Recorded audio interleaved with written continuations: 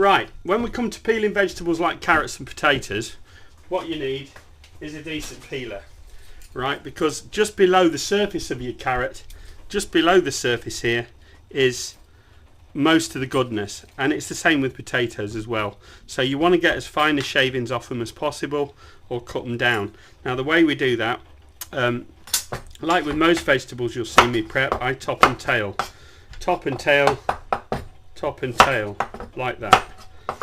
This makes the next bit rather easy, because what you do,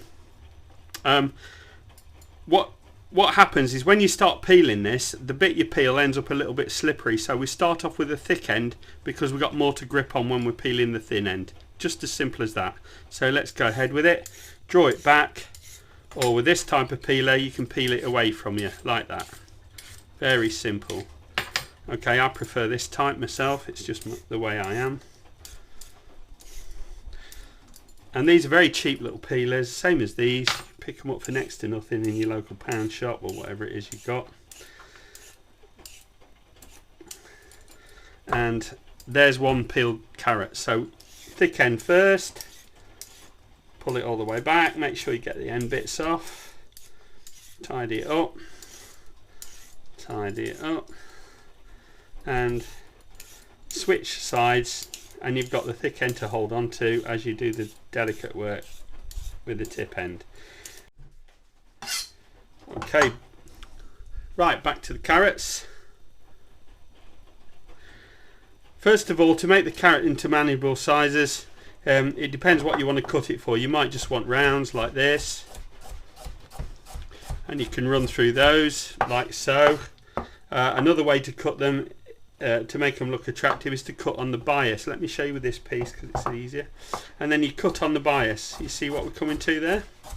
So you end up with a nice carrot cut on the bias. See the difference in the pieces? One lot's just pure round, very English, and these are cut on the bias, rather continental, very nice.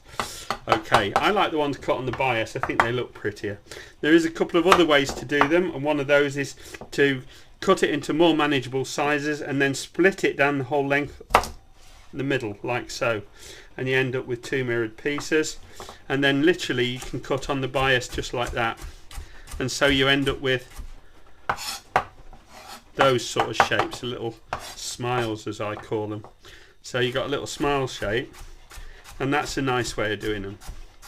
So I can hear you say, yeah, but what about cubing? What about dicing them? Well, we do that like this. We split them down the middle, we split them down the middle, we split them down the middle, and we go again. Down the middle, down the middle, down the middle, and down the middle, like that. And then you draw them together in a little bunch like that, and you roughly guess the size, so you end up with little squarish sort of pieces like that. And that's your diced carrot. Very nice, look good in soups, nice in vegetable rice and things like that. And there's your little bits of diced carrot. And another way is the julienne way. Now there's a couple of ways of doing the julienne. A julienne is a very, very fine piece. So for instance, we cut those on the bias like that and stack them, and then you can go along like that. And then you julienne, make sure you protect your fingers at all times with these, and then you end up with little julienne pieces like that. It's a very pretty name for very pretty pieces of carrot, if you ask me. Alright, so that's the julienne done. So that's just about all you need to know about cooking with carrots. I'll carry on and prep the rest of this up and then get back to you.